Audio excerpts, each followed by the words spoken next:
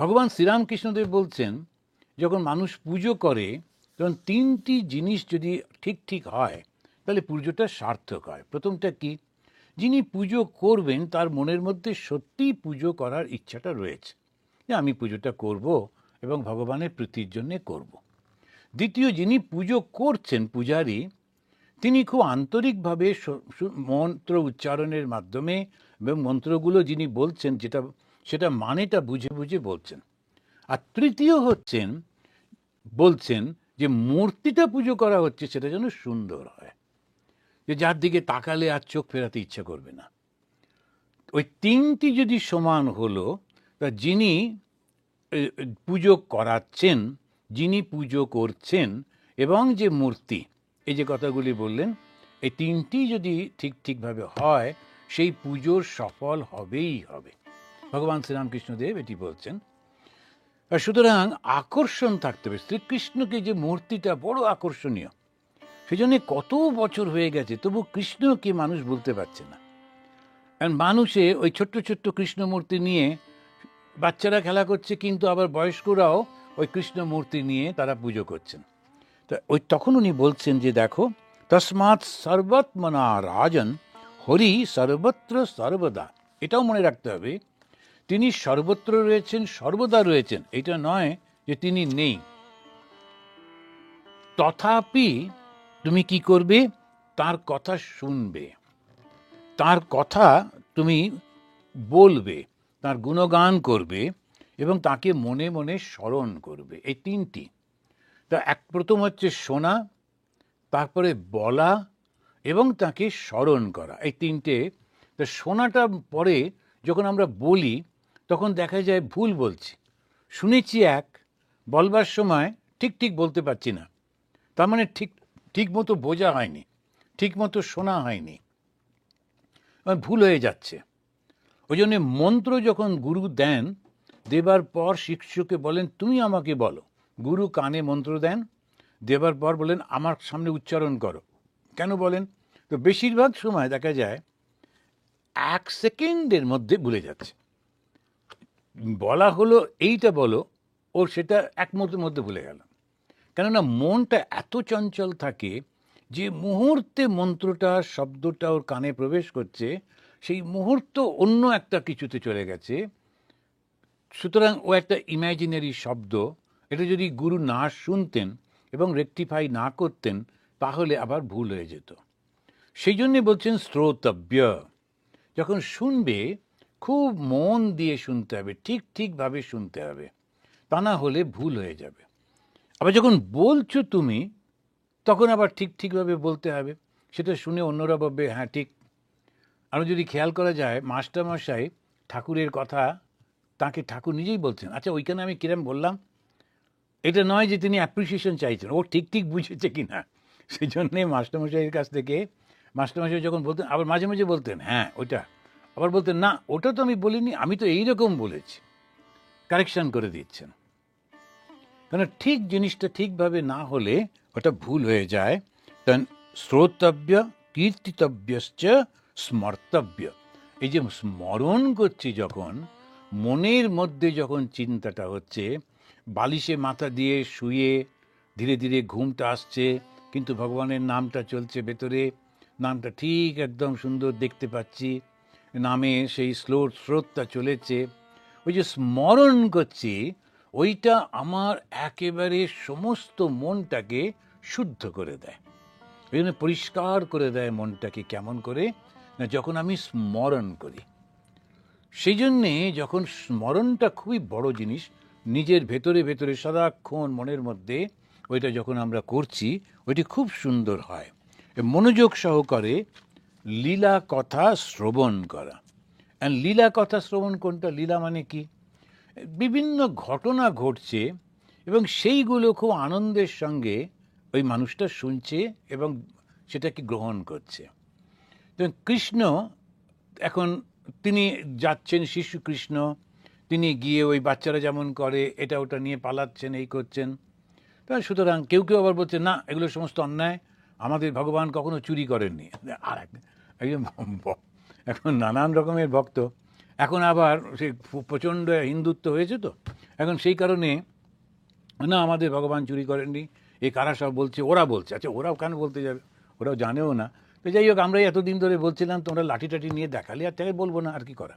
কিন্তু ওই যেটা, ওটা কিছু চুরি কখনো করছেন না, চুরিটা নয়, নিজেরই জিনিস তো, ওরই মায়ের জিনিস তো, আর মা তো ওকেই খাওয়াবে, ও আগে থেকে একটু নিয়ে নিচ্ছে।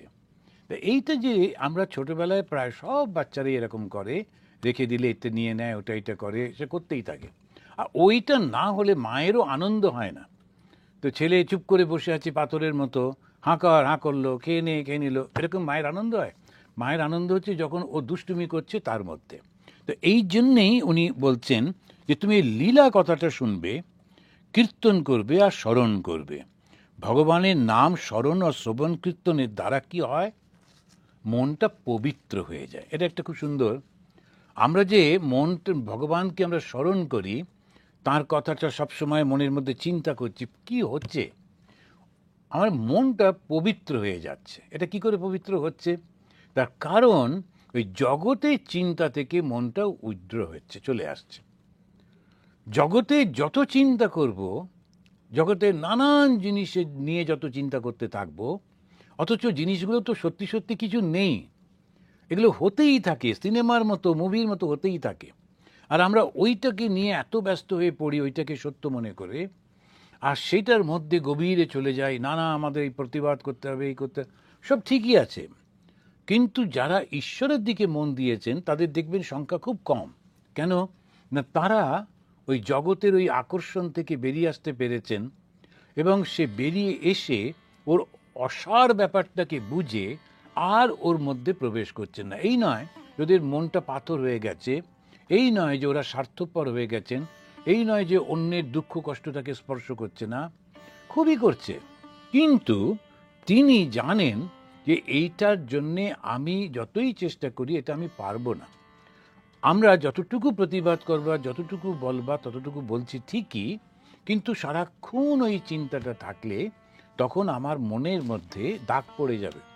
ভগবান শ্রীরামকৃষ্ণদেব সেই জন্যে খবরের কাগজ পড়তেন না, বলতেন না ওর মধ্যে মিথ্যা আছে। তখনকার দিনেই ঠাকুরের সময়ও খবরের কাগজে একটু বাড়িয়ে না লিখলে লোকে পড়বে কেন, সেই জন্যে একটা লোকের বাড়িতে এসে ঘড়ি চুরি করেছে, আচ্ছা ওই লোক ওইরকমভাবে রিপোর্টিং করলে কেউ পড়বে?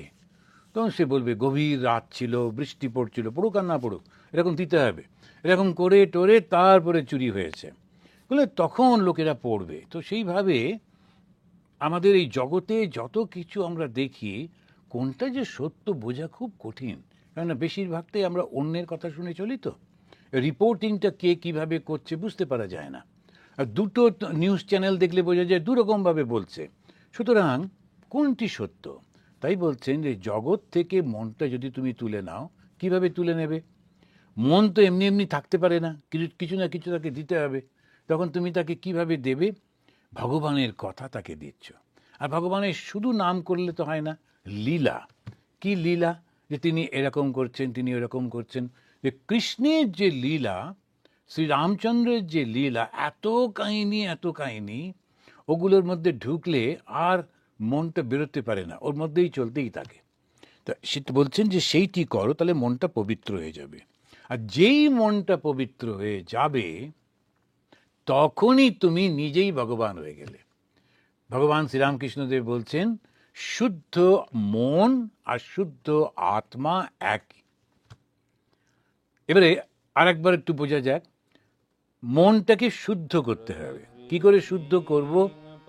না, জগতের চিন্তাতেই হচ্ছে অশুদ্ধ।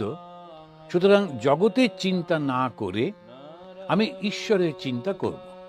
এবারে ঈশ্বরের চিন্তাটা যখন আমার মনের মধ্যে 24 আওয়ার্স চলছে, আর যখন আমি জগতের কোনো কিছুতেই আনন্দ পাচ্ছি না, শুধু শরীরটা রাখার জন্যে খাচ্ছি, বেড়াচ্ছি, সেসব করছি, কিন্তু মনের আনন্দ মনের ভেতরে ঈশ্বরকে নিয়ে, তার মানে মনটা শুদ্ধ হয়ে যাচ্ছে। যে মুহূর্তে এইটি সম্পূর্ণভাবে নিষ্পৃহ নিষ্কাম হয়ে গেল, তখন আমি ভগবান হয়ে গেলাম। এবারে আমি ভগবান হয়ে গেলে কি হবে? শ্রীশ্রীর মাকে একজন প্রশ্ন করেছিলেন, তা মা বলছেন, বাবা, ভগবান দর্শন হলে কি সিংহ যাবে?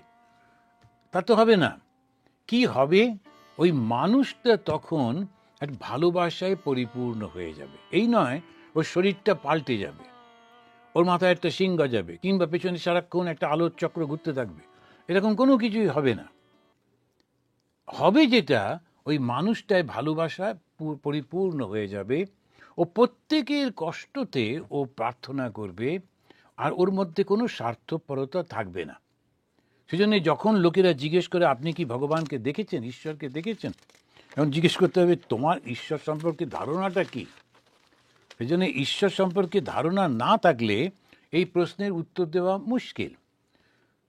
যখন যুবক নরেন্দ্রনাথ এসে ভগবান শ্রীরামকৃষ্ণকে এই প্রশ্নটা করেছিলেন, তখন তিনি উত্তর দিয়েছিলেন, কেননা ওর মনের মধ্যে ও নিজে অনেকটা পড়েছিল শাস্ত্র এবং ফিলোসফি, দর্শন, সুতরাং ওর খুব পরিষ্কার ছিল ধারণা। শ্রীরামকৃষ্ণদেব যেই বললেন দেখেছি এবং তোকেও দেখাতে পারি, যেমন এখন তোকে দেখছি তার থেকে অনেক বেশি পরিষ্কার আমি দেখেছি, তখন ও পুরো ব্যাপারটা বুঝতে পারছে যে এটা হচ্ছে কোনো মাধ্যম নয়, এটা একদম ডাইরেক্ট একটা রিয়েলাইজেশন হচ্ছে।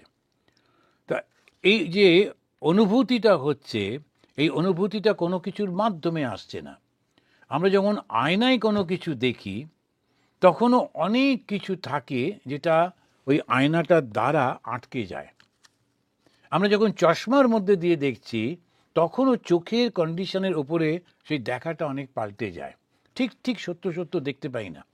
হয়তো চশমার কাঁচে আমাদের একটা ধুলো রয়েছে, পরিষ্কার দেখতে পেলাম না, কিংবা আলো বিচ্ছিন্ন হলো, পরিষ্কার হলো না, এটা কিন্তু তা না, অপরক্ষণ অনুভূতি, সেখানেতে কোনো রকম বাধা থাকে না।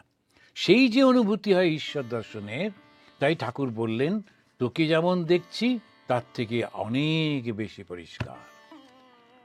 অপরক্ষানুভূতি, সেইটা উনি ওকে বুঝিয়ে দিলেন। তো এইটা উনি বললেন যে হ্যাঁ এটা ঠিকই। তারপরেই বলছেন ভাগবতের 2 স্কন্ধ 3 অধ্যায়ের শুরুতেই সুখদেব রাজা পরীক্ষিতকে বললেন, রাজা তুমি জানতে চেয়েছিলে মানুষের মধ্যে যারা আত্মজ্ঞান লাভে ইচ্ছুক তাদের কি করা উচিত, আমি কিন্তু তোমাকে তা বলেছি। তো উত্তরটা তিনি দিয়ে দিলেন, যে পরীক্ষিত যে প্রশ্নটা করেছিলেন সেটার উত্তরটা দিয়ে উনি বললেন এইটাই তোমার প্রশ্নের উত্তর। এখন এই কথাটা কেন বললেন, মানুষদের মধ্যে যারা আত্মজ্ঞান লাভে ইচ্ছুক, তার মানে হচ্ছে সব মানুষ কিন্তু আত্মজ্ঞান লাভ করতে চায় না, ঈশ্বর লাভ করতে চায় না। অথচ বেশিরভাগ মানুষ ওই ভগবানকে দেখলে এমনি এমনি করে একটু প্রণাম টনাম করে, কেউ কেউ ক্রসের মতো করে, কেউ আবার মানে ইয়ে করেন, যারা ইসলাম ধর্মের তারা একটু অন্যরকমভাবে করে, সবাই ভগবানকে একটু ভক্তি টক্তি করে, কিন্তু কতখানি। মনুষ্যানাম সহস্রেষু কশ্চিৎ যততি সিদ্ধায়, ভগবান কৃষ্ণ তিনি ভগবদ গীতাতে বলছেন লক্ষ লক্ষ কোটি কোটি মানুষের মধ্যে কেউ কেউ কখনো আমাকে পাবার জন্যে চেষ্টা করে, কশ্চিৎ যততি চেষ্টা করে, সিদ্ধায় সিদ্ধি লাভ করবার জন্যে। আবার 4 রকমের গ্রেড করে দিচ্ছেন, 4 রকমের মানুষ আছে যারা আমাকে ভগবানকে ডাকে। শ্রীরামকৃষ্ণদেবও 4 রকম ভক্তের কথা বলছেন। তো মানুষের তাদের ইচ্ছা অনুযায়ী বিভিন্ন রকম হয়। এখন কে কীরকম সেটা না দেখে আমার মনের অবস্থা কীরকম ওটা দেখতে হবে। জগতের কাউকে আমি কোনো কিছু করতে পারবো না, সেটা ভগবানের ব্যাপার, ওটা ওনার কাজ, উনি করুন। আমি কি করতে পারি, আমি আমার নিজেকে জানি, নিজেকে চিনি, নিজের অবস্থাটা বুঝতে পারি, সুতরাং আমি আমাকে সহায়তা করব, এছাড়া আমি আর কাউকে কিছু করতে পারবো না। তো সেটাতেই উনি বলতে গিয়ে বলছেন যে মানুষের শরীরটা পাওয়াটাই অত্যন্ত কঠিন ব্যাপার, যদি বা পেলাম তখন তার মধ্যে সত্যকে জানার ইচ্ছাটা, সেটা আর একটা ব্যাপার। যদি সেটা হলো, তৃতীয়টা হচ্ছে সব থেকে কঠিন এবং চ্যালেঞ্জিং, কেননা সেটা বাইরে থেকে আসছে, সেটা হচ্ছেন গুরু। মনুষ্যত্ব মুমুক্ষুত্বম মহাপুরুষ সমশ্রয়, এই মহাপুরুষের যে কৃপাটা সেইটি পাওয়া অত্যন্ত কঠিন। আমরা বুঝতেও পারি না যে কে ভালো মানুষ আর কে ভালো মানুষ নয়, আমরা ভীষণভাবে গুলিয়ে ফেলি। এবং এই যেহেতু এই ধর্মের ব্যাপারে একটু ভয়ও পাই, আর কি জানি কি হয়ে যাবে, এই করতে গিয়ে আমরা বেশ নিজেদেরকে সমস্যার মধ্যে ফেলে দিই। তো সেটাতেই উনি বললেন, ঈশ্বরলাভ মনুষ্য জীবনের উদ্দেশ্য, ভগবান শ্রীরামকৃষ্ণ বললেন। কিন্তু কোন মনুষ্য, কোন কাদের জীবনের উদ্দেশ্য ঈশ্বরলাভ হতে পারে? একদম যারা শ্রেষ্ঠ অবস্থায় পৌঁছে গেছে। সেই জন্য মানুষের মধ্যে ওই বিভিন্ন যে গ্রেড দেখতে পাই আমরা, কিছু তামসিক, কিছু বেশিরভাগ রাজসিক, তারপরে সাত্ত্বিক।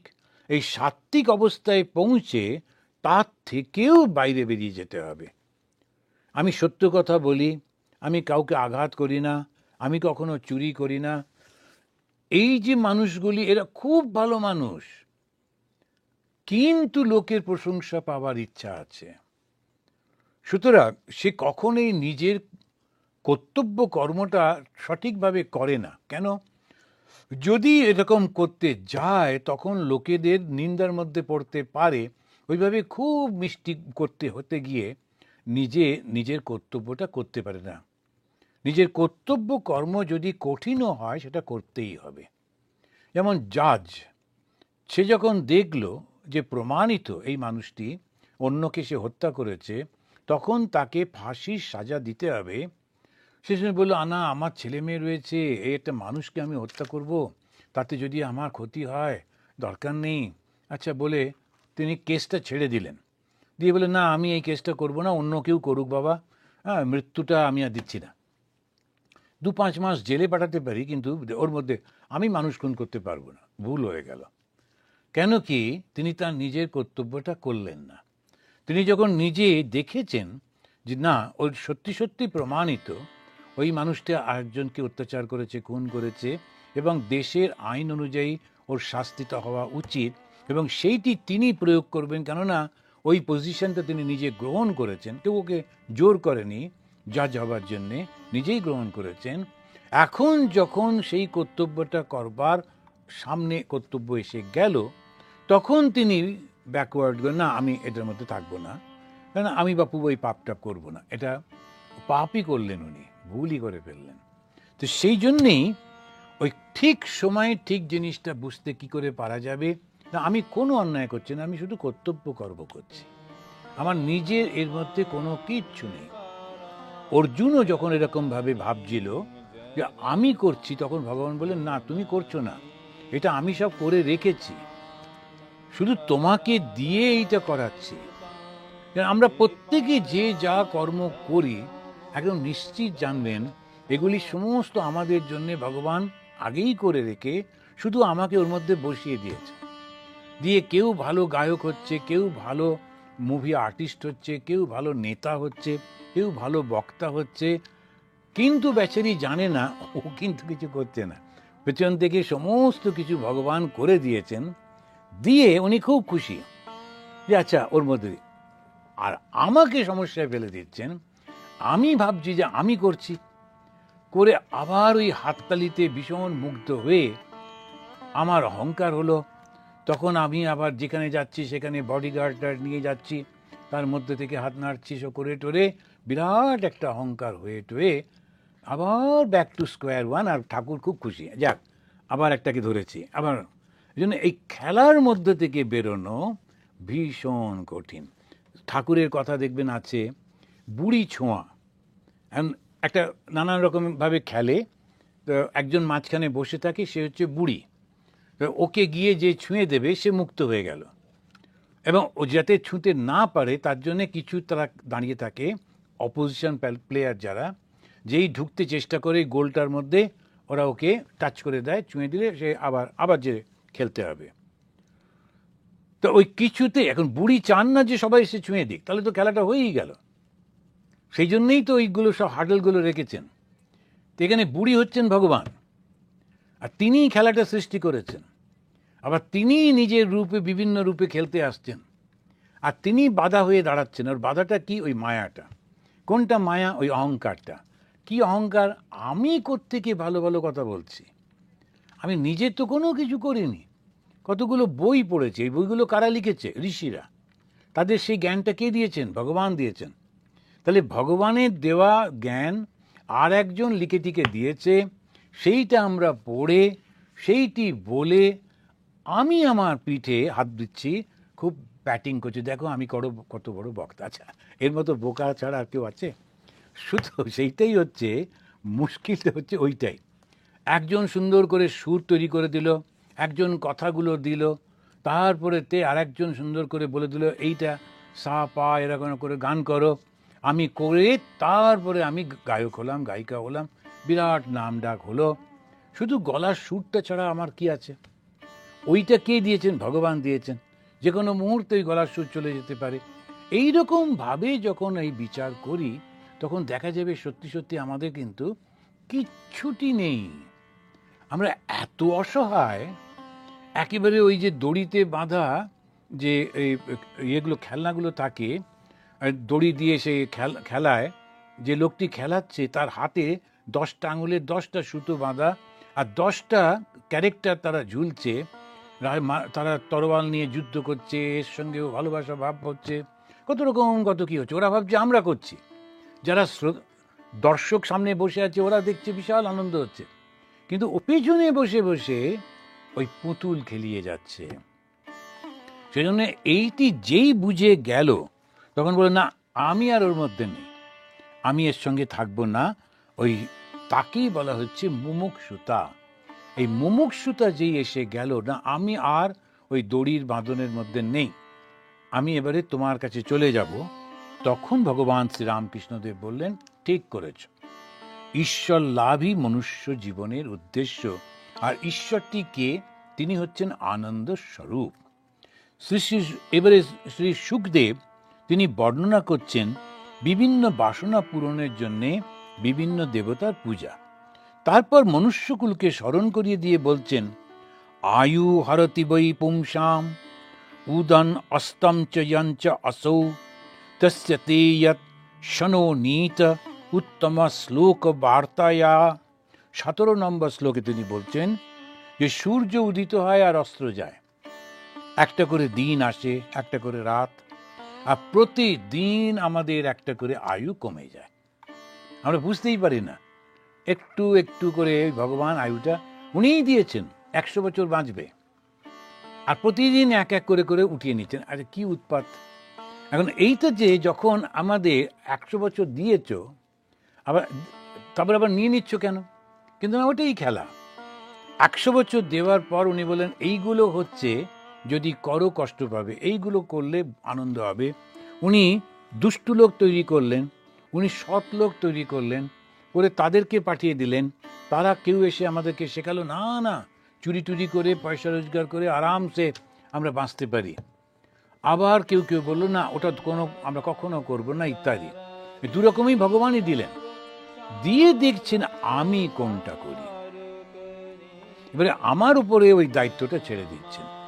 যেই ভুল করে ফেললাম তখনই মুশকিল। ওই জন্যে ঠাকুর শ্রীরামকৃষ্ণদেব বলছেন, ভগবানকে বলতে হবে আমি জানি না কোনটা আমার পক্ষে ঠিক আর আমার পক্ষে বেঠিক, তুমি আমার হাত ছাড়বে না।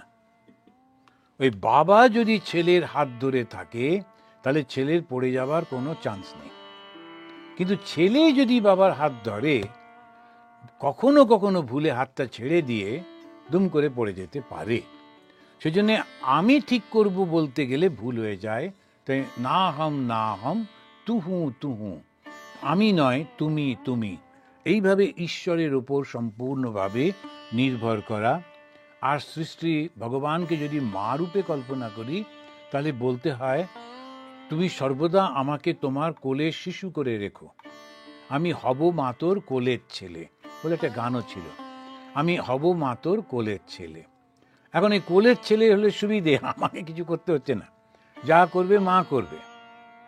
কোলের ছেলে সে খিদে পেলেও বুঝতে পারে না, কান্নাকাটি করে, মা বোঝে ওর খিদে পেয়েছে, মা জানে ওর ঠান্ডা লাগছে, মা জানে ওর গরম লাগছে, সমস্ত কিছু মা করে দেয়।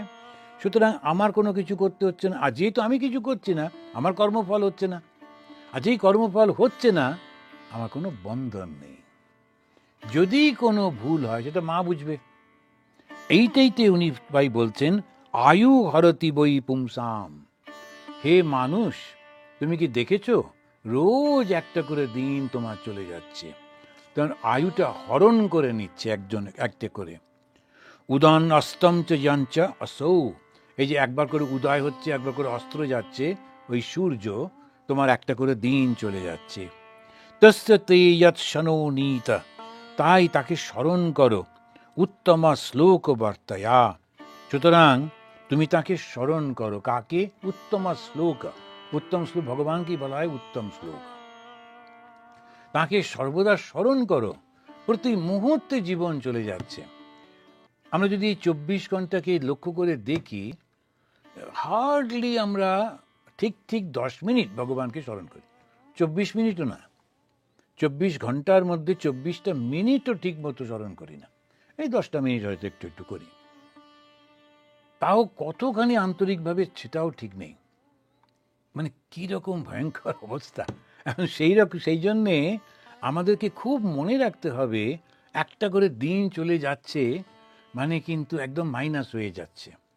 আর সেইটা কোনোভাবে আমাকে ঈশ্বরকে ধরে থাকতে হবে। তাই ঘুরতে ফিরতে ভগবানকে স্মরণ করতে হবে। আমি এই দেখেছিলাম আমাদের একজন সাধু, আমাদের খুব অনেক দিন তার পরিচয় ছিল।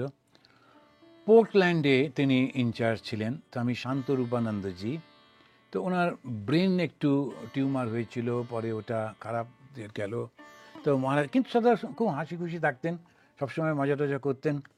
তো যখন আমি গেলাম দেখছি যে সিঁড়ি দিয়ে উঠছেন, ওই ঠাকুরের নাম করতে করতে উঠেছেন, আবার সিঁড়ি দিয়ে নামছেন, তাই ঘুরছেন ফিরছেন, তাই ওর মধ্যে একটু কথা বলছেন, এই তোকে যে বললাম সেটা কি হলো, I told you, yeah forgotten, বলে আবার ঠাকুরের কথা বলছেন। এই করতে করতে উনি যেহেতু ইনচার্জ, সুতরাং নানা রকম ব্যবস্থা করছেন।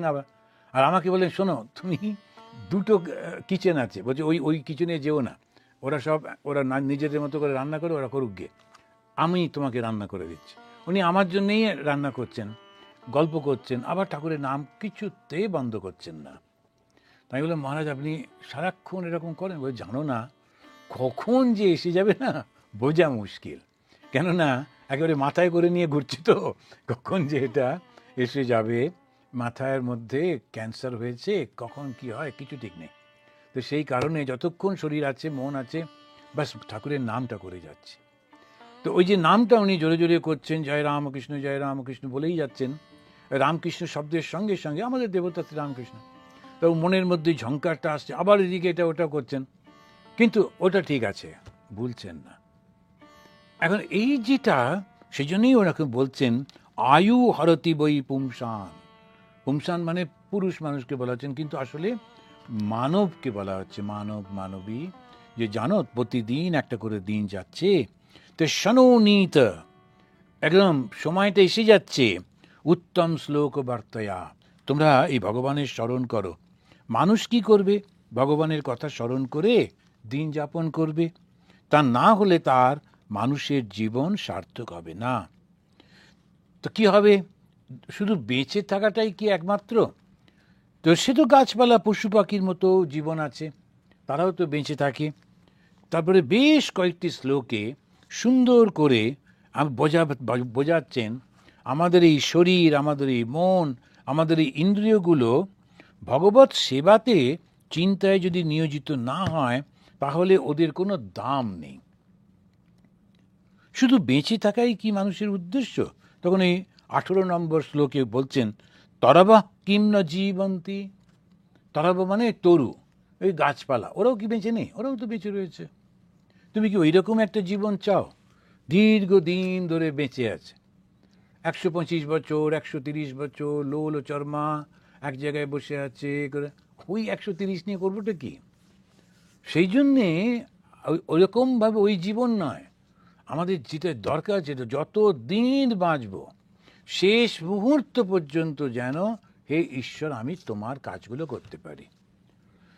আমাদের যখন ছান্দোগ্য উপনিষদ পড়ি, ছান্দোগ্য উপনিষদের যে শান্তি মন্ত্র, সেখানেতে ওনার শেখাচ্ছেন যে আমাদের এই যে শরীর, আমাদের অঙ্গ প্রত্যঙ্গ প্রত্যেকটা, এগুলো যেন সতেজ থাকে, সুস্থ থাকে। আমার শরীর, মন, বুদ্ধি, অঙ্গ প্রত্যঙ্গ সব যেন একদম সতেজ থাকে। কেন? তাহলে আমি তোমার সেবা করতে পারবো। আমি কেউ কেউ আছে তারা ওই চুপ করে থাকবেন, আশ্রমের সমস্ত কিছু নেবেন কিন্তু আশ্রমকে কিছু দেবেন না। ভীষণ ভুল। থাকে তো আশ্রমের থাকে কেউ কেউ খুব চালাক, সে কিচ্ছু করবে না, কিন্তু এসে একটুখানি ব্যাস ব্রেকফাস্টে বসলে, ভীষণ ভুল হয়ে যায়। আমরা মনে করছি বটে, কিন্তু ওই জগন্নাথের কথাটা ভুলে যাই তো। চোখের পাতাটাও পর্যন্ত রাখিনি, এত চালাক। টক করে চোখের পাতার মধ্যে যদি কোনো রকম খারাপ কিছু করে ফেলি, পুরোটা দর্শন করছেন। তো এই জগন্নাথ একেবারে সেই কারণেতে সর্বদাই ভগবানের কিছু না কিছু সেবা করতে হয়। তো ভগবানের সেবা কিভাবে করে?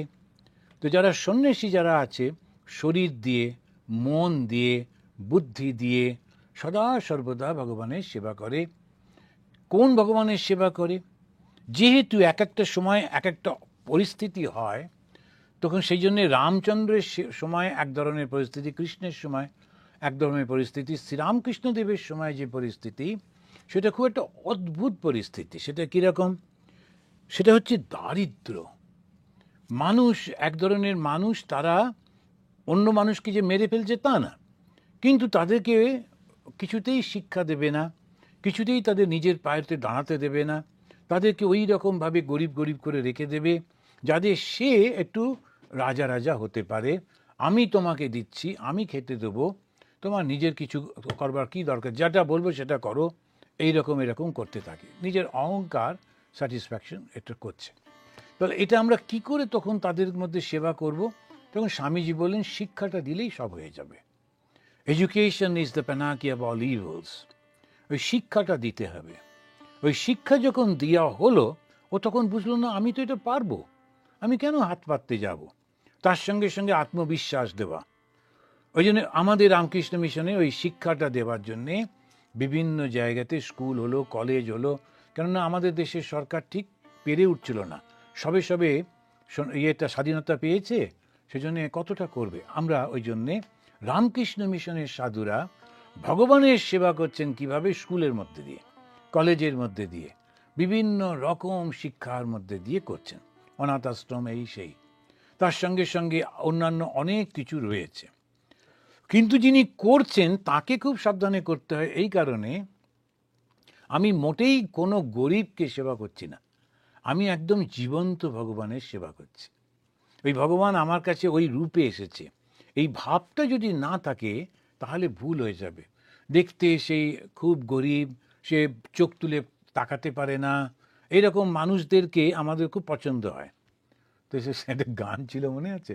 তো যে ওই যে বলছেন, খুবই বীরত্বর সঙ্গে বলছে যে দুটো তিনটে সাপ যেগুলো মারা গেছে এনে দে তো দেখি, যাদের দাঁত নেই, বিষ নেই, কোনো কিছু নেই, তেড়ে মেরে ডান্ডা করে দিই ঠান্ডা। তখন হচ্ছে এইগুলোকে আমি পিটিয়ে দিচ্ছি। একদম বিষওয়ালা সাপ এলে আমি পেরে উঠবো না, সেটা ওগুলো আনিস না। যে সাপের বিষ নেই, দাঁত নেই, কামড়াতে পারবে না, এই রকম দু পাঁচটা সাপ আন দেখি, আমি দেখিয়ে দিচ্ছি লাঠি টাঠি নিয়ে। আমাদের সমস্ত বীরত্ব হচ্ছে গরিবের ওপর, অসহায় মানুষের ওপর, যারা কখনো প্রতিবাদ করতে পারছে না। তো সেইটাই ভয়ঙ্কর। যে অসহায় সে কিন্তু মানুষ না, ও দেবতা, এটা আমরা ভুলে যাই।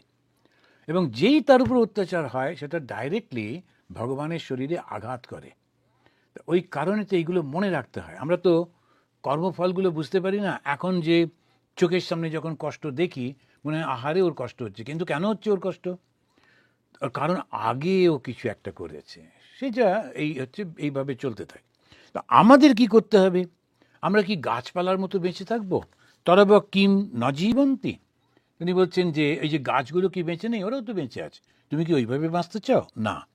এই শরীরের প্রতি মোহ নষ্ট করতে হবে। এই শরীরের প্রতি মোহটাকে নষ্ট করতে খুব কঠিন কঠিন শব্দ ব্যবহার করছেন। বলছেন যে কান ভগবানের কথা শোনে না বা শোনেনি, সেই কানটা একটা গর্ত মাত্র, ওর কোনো মূল্য নেই। যে জিহ্বা ভগবানের কীর্তন করেনি, নাম করেনি, সেই জিহ্বাটা ভেক বা ব্যাঙের জিহ্বার মতো শুধু শব্দ করে, ওই শব্দের কোনো মূল্য নেই। তো এইরকমভাবে উনি বলে যাচ্ছেন। তা আপনাদের মনে আছে কি না জানি না, আমার ঠিক মনে পড়লো না, তো একটা সেই অনেককাল আগে একটা গান শুনতাম, ও তাতে বলছে, আমি কত গান করি মনের হরষে, তোমারও মহিমা গাইনে। আপনাদের কি জানা আছে? কত গান করি মনের হরষে, তোমারও মহিমা গাইনে। আমি কত কি যে খাই ভস্য আর ছাই, তব প্রেমামৃত খাইনে। এরকম করে করে আমি এই চোখ দিয়ে কত কি দেখি, তোমাকে তোমাকে দেখতে যাইনি। আমি এই পা নিয়ে কত জায়গায় ঘুরি, কিন্তু তোমার জায়গায় আমি কখনো যাই না। তো এটার উপরেই নির্ভর করে এই গানগুলো, আগেকার এই যে গানগুলো খুব সুন্দর মানুষকে স্মরণ করিয়ে দিত। তো এই ভাগবত আমাদের স্মরণ করিয়ে দিচ্ছে এই মানুষের এইটি খুবই মূল্যবান, এটি আমাদের করা উচিত।